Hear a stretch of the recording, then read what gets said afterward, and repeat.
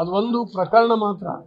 ನೀವು ಆ ಬೆಂಗಳೂರಿನಲ್ಲಿ ಕೆಟ್ಟ ಹಾಳಾಗಿ ಹೋಗಿರ್ತಕ್ಕಂಥ ಪೊಲೀಸ್ ವ್ಯವಸ್ಥೆಯನ್ನು ನೋಡಿದ್ರೆ ಅವರು ಲಂಚ ತಗೊಳ್ಳೋದಲ್ಲ, ಹಣ ಹಿಡ್ಕೊಂಡು ಹೋಗುವಾಗ ತಲೆ ಮೇಲೆ ಹೊಡೆದು ಯಾರನ್ನಾರು ಸಾಯಿಸಿ ಕಿತ್ಕೊಳ್ಳುವಂಥ ದಿನಗಳು ಇನ್ನು ಮುಂದೆ ಬರ್ತವೆ.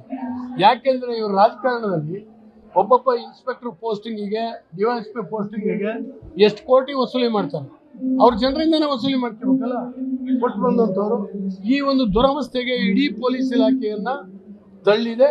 ಹಾಗಾಗಿ ನಾನು ಅಧಿಕಾರಿಗಿಂತಲೂ ಕೂಡ ಅಧಿಕಾರಿಯನ್ನು ಪೋಸ್ಟಿಂಗ್ ಮಾಡೋ ಸಂದರ್ಭದಲ್ಲಿ ನಡೆದಂಥ ವ್ಯವಹಾರ ಈ ಕುಸ್ತಿಗೆ ಬಿದ್ದಿದ್ದಾರೆ.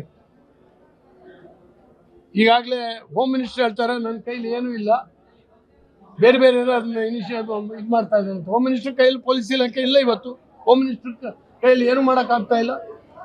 ಮುಖ್ಯಮಂತ್ರಿಗಳ ಮಗ ಒಂದಷ್ಟು ನಿಭಾಯಿಸ್ತಾನೆ, DCM ತಮ್ಮ ಒಂದಷ್ಟು ನಿಭಾಯಿಸ್ತಾನೆ. ಹಾಗಾಗಿ ಇಡೀ ವ್ಯವಸ್ಥೆ ಕೆಟ್ಟ ಹಾಳಾಗೋಗಿದೆ. ಆದ್ರಿಂದ ಜನರಿಗೆ ಇದರಿಂದ ಹೊಡ್ತಾ ಹೊತ್ತು ಬೇರೆ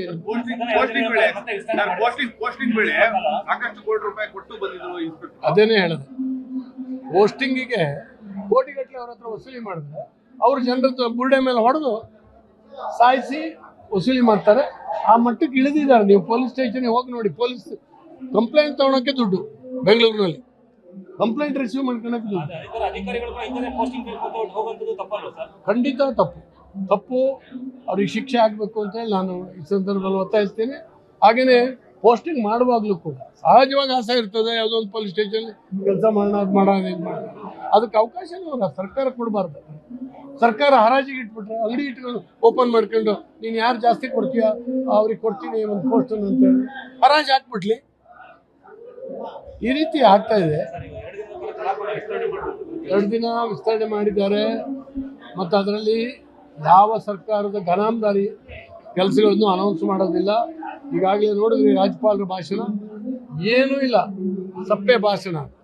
ಸುಮ್ಮನೆ ಕೇಂದ್ರ ಸರ್ಕಾರವನ್ನು ತೆಗಿಲಿಕ್ಕೆ, ಟೀಕೆ ಮಾಡಲಿಕ್ಕೆ ಸಾಕಷ್ಟು ಪೇಜ್ಗಳನ್ನ ಅದರಲ್ಲಿ ವ್ಯಯ ಮಾಡಿದ್ದಾರೆ. ಬೇರೆ ಏನೂ ಆಗ್ತಾ ಇಲ್ಲ.